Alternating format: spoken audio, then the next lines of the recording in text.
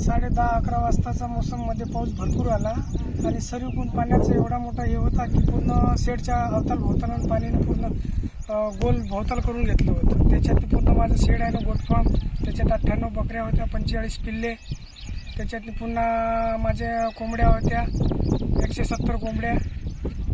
त्याच्यात भरपूर काही नुकसान झालेलं आहे माझं. स्प्रिंकलचं सट गेलं, त्याच्यात गव्हाचे पोते होते, यांची कुट्टी खायची होती, बकऱ्यांची कोंबड्यांची पूर्ण नुकसान झालेलं आहे. पाऊस कशा पद्धतीनं? पाऊस भरपूर होता म्हणजे की त्यांना काढायला पण चान्सेस नव्हता आम्हाला. पूर्ण घेर झालं होतं पाण्याचं, त्याच्यामुळे आम्ही काढूच शकलो नाही त्याला. 10:30-11च्या दरम्यान काल रात्री? काल रात्री एकाएकीच पूर्ण घेर झालं इथं. शेडवर माणसं होते ते निघून गेले 10 वाजता. त्याच्यानंतर पूर्ण पाणी घुसलं तर पूर्ण हे झालं. अंदाजे माझं शेडच जवळपास 7 लाखाचं शेड होतं माझं. बकऱ्या त्याच्यातने माझ्या 10-15 लाखाच्या बकऱ्या आहेत.